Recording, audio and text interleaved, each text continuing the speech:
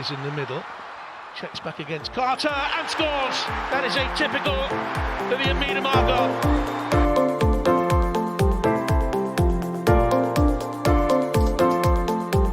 quickly gets it back again. Oh, what a goal!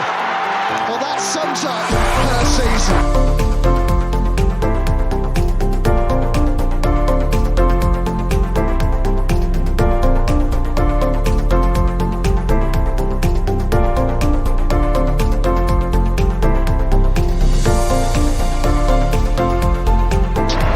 The Gunners are WSL champions. We're back. I'm back after a very long time. Welcome back to the Vic Akers Wonderland podcast. I am your host Lottie. I've had my trip round to Italy. I've had a few pods off, but the boys have kept going. And as always, I am joined by them. And Matt, how are you? Buzzing, absolutely buzzing. Had a fantastic week, made even better over the weekends, and now get to talk about it with you lovely people, which makes it even more better. And due to technical difficulties, if you are watching this on YouTube, you can't see Adam right now, but he is here with us in voice. Adam, how are you, mate? Not too well, Matt Lottie. As you say, I can't be here, so I've been replaced by the disembodied voice of Adam Salter. So hopefully my voice will be up to the task, even though I can't be here. Oh, I must be talking to a ghost then. First things first, as always, the news for the Arsenal women. Early bird tickets are now on sale from Man United for the 17th of February 2024. 3,000 have been sold today alone, which is absolutely brilliant. If you've already got the package, you've already got your ticket, so don't buy another ticket and waste a seat. But this also for the 10th of December, when we come back from the international break, we're nearing 55,000 sold tickets for the Emirates, which is basically sold up Stamford Bridge. How are we feeling about that, boys? I don't know where Adam is. I was going to say, great. It's great news. Fantastic news. Great to see the support is strong for the club. Nearly 50,000. Obviously, we hit, if it was just over 60 for the Wolfsburg game, that's the target. We've got 2 weeks to try and reach there. If I were a betting man, I think we're going to just fall short, but I think there's a good chance we can top the record we got for the Liverpool game earlier in the season. I think it's going to be a cracking game. The one game I'm not looking forward to this season, because it's Chelsea at home. It's the one fixture on the calendar that I'm most nervous about, most uncomfortable about, but it should be a great occasion. If we get a good crowd in, that might be the edge we can give to turn it our way. Should also say this is Emma Hayes' last trip to Emirates Stadium as Chelsea manager, so let us hope we give her a nice send-off. Damn it, and I haven't got seats behind her again. Yeah. But we should use this opportunity to remember her time at Arsenal and the success she had when she was at Arsenal, winning the European Cup, something that she achieved when she was an Arsenal coach. So we shouldn't forget that. She did achieve things when she was at Arsenal. That is true, but he still doesn't make me like her anymore than I do. So as she said, we're a team that looks like that we haven't won a lot. Excuse me, what? Have you seen our history? Our history is a bit better than yours. We've got Champions League trophy. When I find out when with Emma Hayes, when she wants something, she will not get it. No. And she won't get that World Cup with the USA team. I don't think she will. I just hope she doesn't get a European trophy this season. That's the thing. I mean, that's the It's like. I think Barcelona will have something to say about that. And Leon. I hope so. Yep. And Barcelona, Leon, PSG. I think they're all going to have some chat. Bayern Munich as well. They're looking good this season. So let's hope so. No, absolutely. I mean, Wolfsburg. Knocked out by Paris. Oh fuck yeah. Moving on. Anyway, do apologise. I do. Whoops. Anyway, back to the Arsenal game. West Ham v Arsenal. We were away on Sunday. No, we were at home on Sunday. What am I talking about? I'm having a really bad day today. You're still Right. you're still in Italy. You're still on holiday mode. Yeah, You haven't quite really thing got is, your it's, mind it's back only an in. hour's difference, so I can't really play that card. Can't play the Sam Kerr jet lag card, can you? You can't play the Absolutely not. no, it wasn't. Or the So- fake injury. Yes. Yes.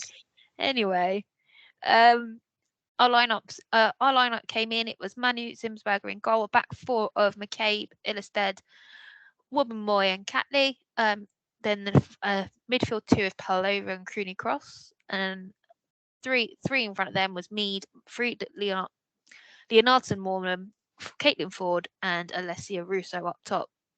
Thoughts on the lineup, Matt? When we were predicting this, it was almost a case of who was going to be partnering who, and we both admittedly got the midfield wrong. We were going for it was going to be either Kyra or Katrine partnered alongside Kim or Leah, and fair enough, got it wrong. But it gave both Kim and Leah more breathing time, resting time, even just because they needed it so much. Coming last season, them two basically were the midfield. There was no one else apart from Katrine until January. So there was a lot of games, and the fact that we've now got two solid central midfielders that we can rotate in and out. We've also got Vic that can play there if needed to. She really is enjoying herself at the moment, so that was a bit of a shock that she was on the bench. But I think there was some issue with Stina with an injury again, Lena as well getting a little bit of a niggle, which is why we didn't see them play, which is again a bit of a shame. I would have liked to see Lena starting at some point just to give a little bit of a breathing space with Caitlin Ford. But that being said, Caitlin did have a good game.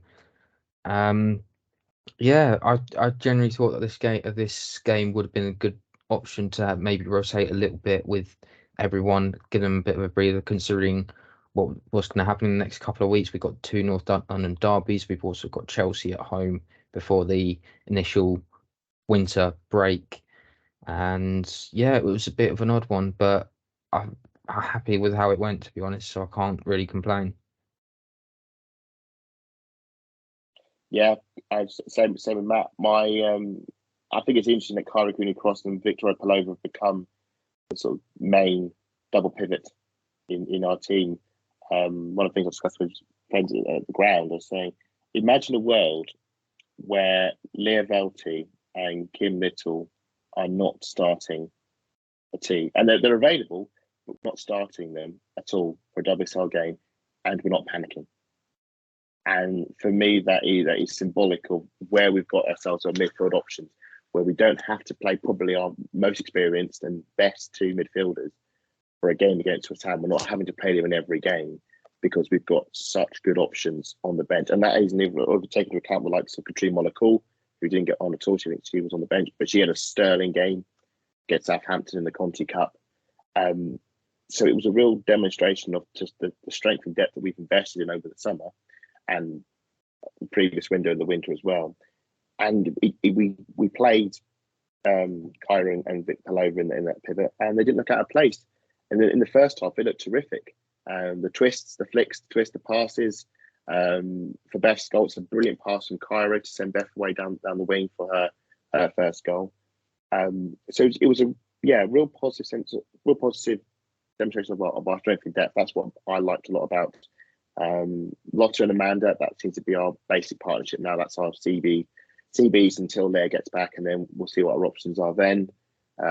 Interesting that McCabe shifts back to right back again. That seems to be how we're going to keep her in the team, rather than trying to juggle her and Ford and Catley. So Maritz is missing out a bit there, but at the moment it works. I think against Chelsea that might change. Russo starting as a forward, thought was good in the first half. Around the channels, obviously, had a bigger part for the third goal.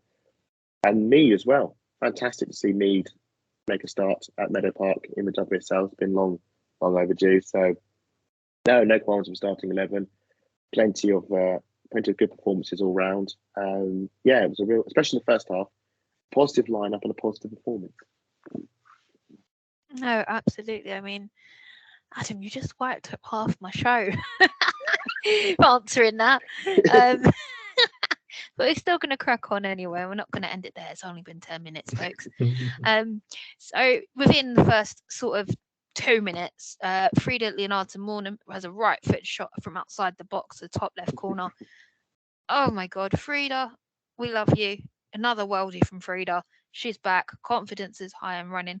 And Kyra Cooney-Cross gets the assist. Adam, I know you were in the ground. What was your view like? That was literally in front of you. It was superb. The only thing I can compare it to is the McCabe goal against Man City last season. And not in terms of like skill set, but in terms of watching the trajectory. So for those of you who haven't seen it, and if you haven't, where have you been? It's a set piece, it's a corner routine that West Ham clear. We're working the ball around, looking for the options. It's moved out to Frida, who's moved to the right flank, and it's like, okay, I'm going to right foot whip the ball in, and Russo, who's gone forward, can maybe head it or maybe forward at the back stick. You know, the defenders are up, there's options. The moment she hit it, I'm walking to the director and thinking, she's found the top corner. Whether by design or by luck, Jonas was asked this in his post-match press conference. His response was pretty much, don't question the art, you know, just appreciate it for what it is, not looking for behind it. And the keeper, and I had my feelings on Walsh, because Walsh, I think, is a splendid keeper, very consistent keeper. I don't think she was motionless and watched it fly overhead, made no attempt to save it, probably deceived by the flight of the ball, but it was perfectly positioned, and just watching the ball and just watching it just sail towards that top corner, and then obviously the place goes up, and 2 minutes in, you're thinking about some of the struggles you've had in some of the other games, wanting to get that goal against some of these low blocks and to get off the mark so early on against the West Ham side, who, let's not forget, are loitering at the bottom end of the table. Not in a good run of form. I think they're 4 points. I think it's tied for points at Bristol City at the moment, and I think that is still the case after this weekend. So you're thinking, this okay, would have been their 5th loss in a row. Yeah. So yeah, to get the early goal, and in quite spectacular fashion. And as you say, Frida is back. We know she's had a ropey start to the season, but you know, scored against Bristol, scored against Southampton, which was another very good goal as well. Scoring here, really positive to see. So maybe the Frida, I wouldn't maybe not say she's 100% back, but she is getting close to that sparkling form that was made a player of the season for us. So you're saying the spark has ignited the fire, and it's not fully. I think we are seeing.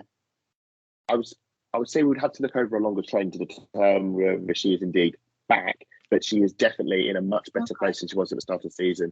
And I'm really excited. If she keeps this up, then yeah, she's going to be off and away. So really positive to see Frida to see her get such a crucial goal so early on. Matt, I've just asked Adam this, but with Frida Leonardo, do you think she's going to be stepping up her game now she knows that Vivian Miedema's back? Well, coming back to full fitness. Yes, but I also think that you look at Vic, who can also play in that position, and she's already contesting the silver against her. It's just a case of who's going to be filling in that position. It feels like she's coming back to herself before the World Cup, so she's sort of shaking it out. And as Adam was saying about the fact that she's scored against Southampton, the fact that she got the leveller, that has done her the world of confidence, because it's now she scored 2 on the bounce. What about, can she bring that into her international form, or will she save it for the game against Chelsea and then the North London derbies? It's very much wait and see, but at the same time, you want to see how she reacts now that she's gotten over the hump of I'm not scoring as much or as consistently as I was last season. I just have to say on that goal, you have to give Kyra Cooney-Cross a huge amount of brilliance, because she just looks up, she sees Frida in the amount of space that she has, plays a lovely ball over to her, and if you were to ask who's at fault for that goal, I'd say it would be the West Ham defence midfielders as well, because they do not close down quick enough. And it was a free shot. And the one thing you don't do in that goal towards the North Bank is give any of Arsenal's attackers, midfielders, even defenders at times a free opportunity for a free shot when you're not surrounding them, because those goals will go in. We've seen it so many times over the years where you haven't closed down quick enough, and because of that, it's open goal. It happens at the Emirates as well. We've seen it with Caitlin Fords, typically against Tottenham. But it's just one of those things that if it was Arsenal, you'd be frustrated, but when it's for you, you're really happy about it. But yeah, Frida has really done really well so far, and hopefully she just carries on being a bit consistent. The next question would be, where does Viv play? When she came on against Southampton, she was playing up top. Is she going to be playing up front a little bit more now that we've got essentially two other strikers, or is he willing to drop Viv into that attacking midfielder role that she is wanting to be part of a little bit more? No, I completely agree with you. I mean, we've got so much depth just looking at from the midfield and forward. It's ridiculous, and we were crying out for that last season. And now the shoe's kind of on the other foot. The back is at its bare minimum, and then we've got amazing midfield and amazing up top. And there's just so many options for rotation and combinations. It's just all really exciting for me. But I'm gonna have to talk about this next one. 420 days later, Beth Mead has made her left-footed shot from the right side of the box into the top left corner, again assisted by Kyra Cooney Cross. Walsh wasn't going to stop that, was she, Matt? She really wasn't. When Beth's in the mood, she is very capable of doing anything. And I love the fact that a lot of people were talking about this was her first WSL goal for that amount of time. It was also this amount of time since her brace against Leon in the Champions League as well. So it's been a bit of a while since she last scored. But for her to take that amount of time, we knew a goal was coming. The fact that she hit the post against Bristol, there was a couple of opportunities as well where she's hit the post in other games, so getting so close from the goal. It was Leicester. Leicester was the closest to I can remember off the top of my head that I've seen. When she was in Bristol, I remember the Bristol one very clearly because Viv plays her in and Beth goes running onto it and it just clips the post at the last minute. But there are opportunities. She's going to get that goal, and she took them both here again.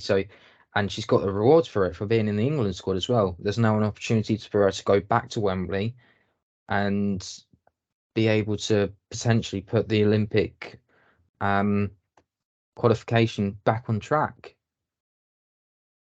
No, absolutely. I am excited for her, but please, England, can you return her in one piece to us? Please. Beth Mead being Beth Mead, she didn't want to just give Meadow Park one goal. She gave us a brace. She made another right-footed shot from the right-hand side of the 6-yard box into the bottom right corner with Alessia Russo with the assist. Again, Adam, Meadow Park, what was that like?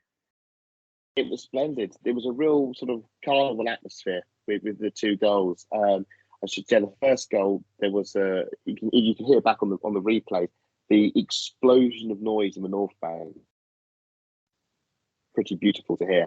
And what was it? The celebration. She roars at the North Bank. There's a real.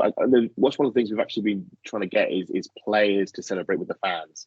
Because often they'll huddle, they'll congratulate each other, but we want to get that sort of fan player interaction. And we had that in Southampton, and Frida ran up to us and gave us a roar when she got her equaliser. But this felt a bit more. You can see what it meant to Beth. Obviously, what's happened to her in her personal life. Some of the personal tragedies she's had since the injury, and it all sort of happened in those few seconds. And yeah, what we would say is before Beth got our first goal, West Ham actually hit the post. And it was a bit helter-skelter at one point. I was worried that we weren't going to get that second goal. When we did, everything sort of followed suit after that. It's a great pass. I think it's a pass back, I think, from their right back. Might even be Evans, or right midfielder. And it's Russo with a brilliant high press who reads the situation, knows that she's got the run on the defender, beats her to the byline. And at that point, West Ham are in major trouble. It's a smart cutback, and Mead takes touch, set herself, thumps the volley in. And at that point, we're thinking, right, Beth Mead hat-trick on her big return. This is going to be fantastic. And she got the brace. Everyone's cheering, everyone's singing. And then after that, it was half time. We're thinking, crikey, it's 3-0 already. We goal difference could be quite big. We should put the hammer down here and really go for it now, because West Ham, let's face it, well, I thought pretty naff in that first half.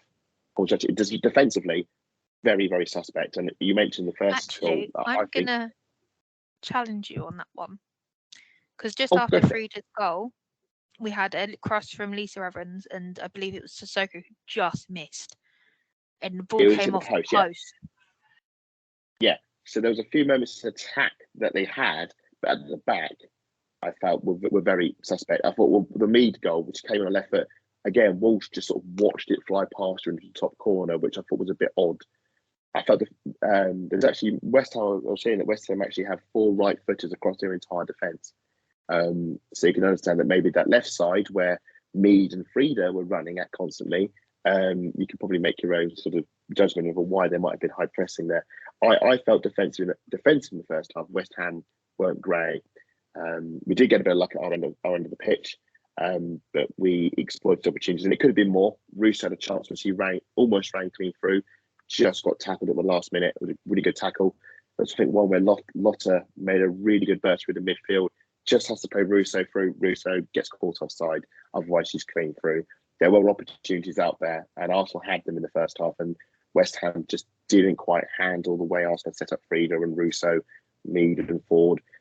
And it was really good to watch, because for so long a season, the attack hasn't been very functional. It's been a bit stop-start, bit slow at times, slow passing around. The midfield trying to find the option against low block. Here it was full throttle. Everyone seemed to know what they were doing. Beth Mead gets a brace. Everyone's parting in the stand. It's all good. And like I said earlier, it's all about trying to find see if we can extend that lead in the second half. No, absolutely. Just touching back on that Lisa Evans cross and the Sissoko near miss header or ball off the post. Matt, as our goalkeepers union, like if that had been an inch to one side of the net, would Manu have got to that? I don't think she would have. Was it lucky that it hit the post, or was it just a really bad header? I think she was looking that it. I think she was thinking it was going to go wide. I don't think she was gonna. She thought it was going to hit the post. It is one of those where you've got to make a call on it early. You can't, because if you dive for it and you don't get it, at least you've attempted it. Whereas if you've just stood there and stopped, it looks as if you anticipated that it's going wide or it's going over. So it's always difficult to call, but if it was maybe looping down, I would imagine Manny would have tried to get something on it. Whether or not she would have been it's almost a what if sort of thing. I couldn't say for certain that she would or she wouldn't, but I would have bet Manny would attempt to get something on it. Whether or not she would, I couldn't say for certain, but it's just one that it is a worry as well, because it's those types of things where in the past couple of games, especially in the opening couple of games, where we essentially teams have come to us or we've gone away and they've scored with their first shot on target. That didn't happen this time, and that's slowly getting better, and that's getting better because the cohesion is slowly getting there. A few things I would say that. So I was going to say, a few would say that if Manu would dive for that, there's every chance they're going to come off the post and then back in off her if she died past it. And my feeling was that moment came because we got the early goal, and then we just seemed to lose all composure. And it was very chaotic immediately after Frida's goal. And that's where the West Ham chance came from, because West Ham suddenly were getting a lot of ball in our half, and we weren't doing that well. We did sort of get ourselves settled, but for about 10 minutes, I felt we seemed very off balance. And we could have been Rachel Furness like we were against Bristol, and that would have done a lot of hard work from the start of the game, which thankfully didn't happen. Absolutely, and I've just realised it was actually SAE from West Ham. Sorry, yes. Asai, Yes. It was her header, not Sissoko's. No. Yeah, I'm not having a good day today, guys. No, we get to half time. What was the mood like for both of you? Like, I know Matt, you were at home. Adam, you were down at Meadow Park. What was that Well, Meadow mood Park, like? it I was was all. having an argument with my internet, so I wasn't happy. I was happy, but I wasn't happy. Put it that way.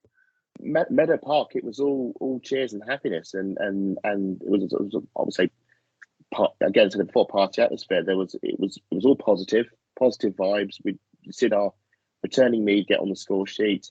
We'd seen Arsenal play some of the best attacking football at Meadow Park this season. Consistent attacking football, looking like we could score with any moment. There were, we scored 3 goals. Could have been 4 or 5 if we'd been a bit more ruthless, and that's the only downside is that we didn't make it more than 3. But everyone was happy, positive. Just didn't want this, because this was obviously the last game for the Chelsea game. We didn't want this to be a banana skin. When we think about the away game last season, it was a stupid 0-0 draw where we couldn't seem to score for Toffee. We couldn't get past this West Ham side. We just can't wait for the second half, more of the same. And seeing Palova and Kara Cooney-Cross dictate the midfield on the base of the pivot. We were seeing some very nice touches in the midfield. The flicks and tricks were coming out. And when you're seeing flicks and tricks in the centre of the park, the players are confident and comfortable. And that the only worry was that the only way this could go wrong, and this was me mentally thinking it, is if something stupid happens. If they get overconfident and then you do something stupid and you get a stupid red card or you stupid pass, and the only way West Ham are going to get anything from the game is if we open the door for them. But if we played as we had been and we played properly, then this was going to be a very fun afternoon in North London. No, absolutely. I mean, second half when my internet was dropping in and out, I kind of missed most of it, which really annoyed me. But I did manage to see the foul by Sissoko. Matt, what were your thoughts on that? Was it the right decision for a yellow? It's one of those where you can look at it either way. It was going to be a red or a yellow. Would you say it's her reputation? She's got a bit of a reputation for getting yellows and having fouls like that. Would you say that influenced the decision, or it was just a card decision anyway? I think I know she's got a reputation because she is I believe it's actually.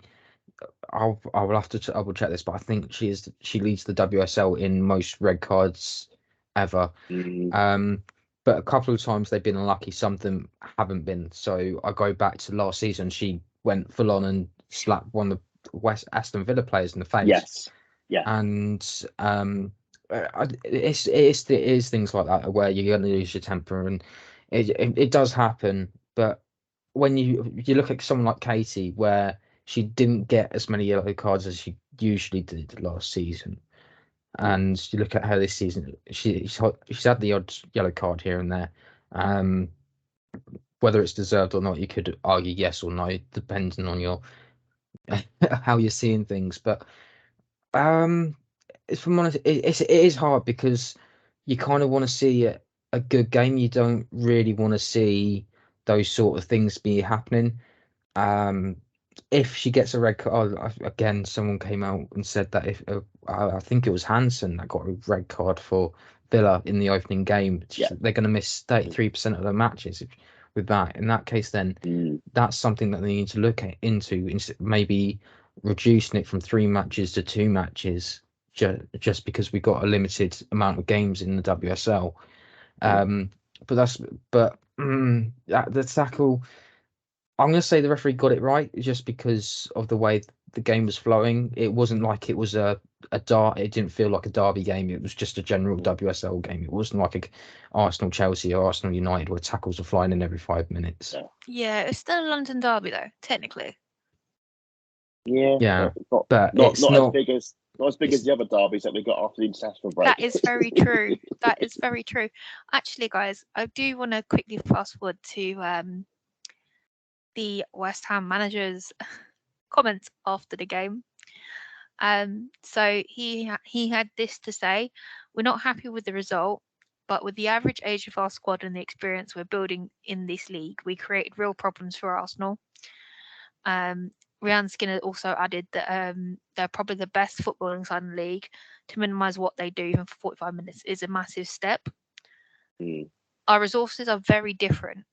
This is clearly that's something we want to progress. It doesn't happen overnight. Arsenal have been around going for a long, long time to create this kind of squad. Yeah. Is this one way of Rhian Skinner crying out for West Ham to actually back her and the team? I think she is. I think this is. I think she's been in there. She came in late in the summer, and West Ham they haven't been really backing their team massively in recent years. They're still a team that haven't played. I don't think either haven't played or hadn't played in a while at the London Stadium. They haven't played at all. There was one game, I think, last season. I think it was against Reading on the last day of the season. Oh, was it? I know there was one for certain, but it was just like a game that they knew they were going to win. There's been an element of reluctance, which is a shame because they came up and they got to the FA Cup final, lost to Man City. But that's a pretty good progression for West Ham, and then they've really sort of put the handbrake on, and it's very difficult to sort of see what's the plan with West Ham. I mean, are they pushing? Are they trying to be stable, or are they basically doing a Birmingham and just slowly sort of backing away and thinking this is something we don't want to do anymore? Because, as I said, they're at the bottom of the table. And she's saying, yeah, we did well for 45 minutes. Well, I watched the second 45 minutes, and the second 45 minutes was Arsenal saying, we've won the game, we're putting the handbrake on, and we're controlling the game. And if you watch the highlights back on the Women's Football Show, they only show one thing, and that is right at the start of the second half, West Ham have a fluky effort that deflects, I think it's off Amanda, comes off the post, and that's it. Because for the second half, nothing happened. West Ham did nothing, and Arsenal did nothing. A few feints here or there of attempts, but there was no. And that was the only disappointment of the game, was that just nothing happened. I was really hoping that we were going to go 6-0, maybe push 7-0. I saw the Man City game later in the evening. They had Spurs at 3-0 at half time, and they kept going. They kept going and realising that, Spurs aren't going to be able to stop us. I just thought with the West, that was a disappointment for me.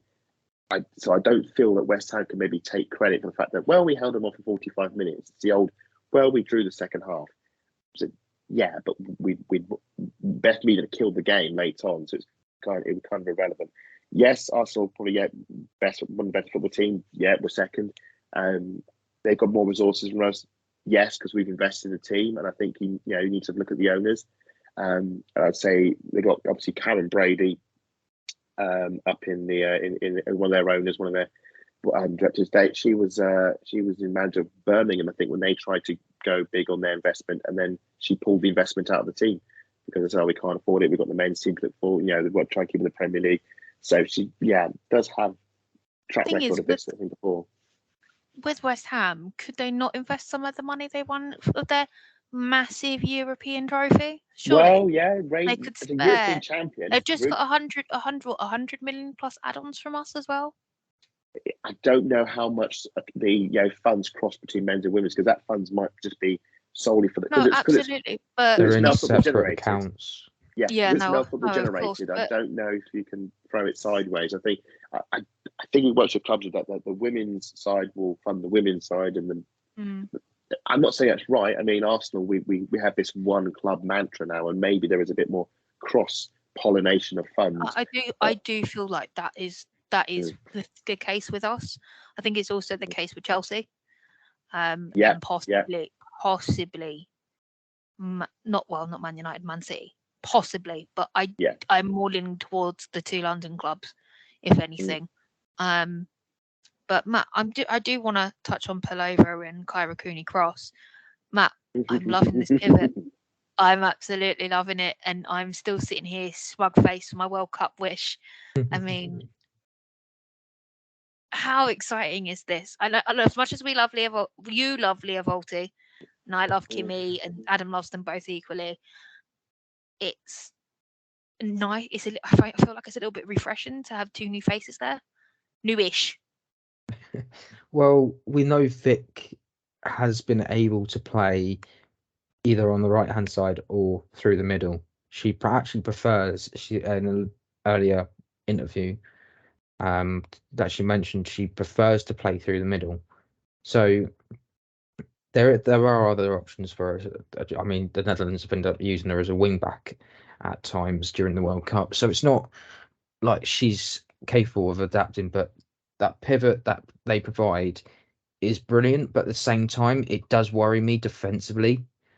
I if I had to choose one player to sit back a little bit more, it would be Kyra, because she's more available to sit back and spread the ball a little bit more, whereas Victoria will go running in, and she'll make brilliant challenges or be a bit aggressive when she needs to be. I just think Kyra's got it more in her locker to be the more defensively solid of the two compared to Victoria. But that doesn't take anything away. Just quickly on the West Ham thing before it can't. Just my take this season is if West Ham carry on like they're doing, I genuinely think they're going to get relegated. Agreed. Agreed. I think Bristol are going to scrape it. I really do. Bristol show more fight. The club will show more ambition, which is surprising considering they are a team that have never not been in the Premier League. It's not like Leicester, they've gone up, they've come down. The men's side, the men's side of Bristol are Premier League team. It's a bit like I think either you or Matt said it when we had Shahan on. The rich history that comes with it. It's with them as a club. They are linked to top flight football more than my majority of clubs. They've got more history than Chelsea. And most of the clubs on that list, if you look at it, I mean, there's a few other teams in the Championship now that have that rich history for women's football, but they're slowly finding their way up. Exactly. Exactly. So I do think they're going to scrape it up. I think that's everything for tonight, guys, unless anyone's got anything else to add.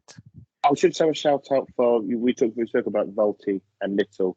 They did come off the bench, which was good to see. So they are fit. Obviously, we international breaks coming up, so we're probably not going to be talking about the Chelsea as much. But I do wonder how we're going to line up with Chelsea, with Volti and Little. Whether we're going to start them, whether we're going to start Cooney, Cross, or Palova. I think this is an exciting moment for our team. I've not known us to have this amount of depth in our side, and we have got injuries. This is the thing, we've got injuries and we've still got depth. Think back to Joe Montemurro's time when we had a small squad and our bench was basically like 2 defenders and 3 goalkeepers and 2 youth products, and there was no options. We've got Stina Blackstein's out with a slight knock and hurting a slight knock, and Little and Volti on the bench, and everything is absolutely fine. This is scary, but in the reverse of scary things in the past. Now just hoping all our players come back intact, and we'll hopefully bring on Chelsea. No, absolutely. I'm looking forward to that game. It's a Sunday back at the Emirates, and me and Arsenal Football Club, I'm a happy bunny. That is all from us for now. We are going to take all a break again for the international break. We will be back after the international break with a international roundup and your Chelsea preview. I think that's next. Yep. Chelsea preview very soon. For now, enjoy the international break, and we will see you soon.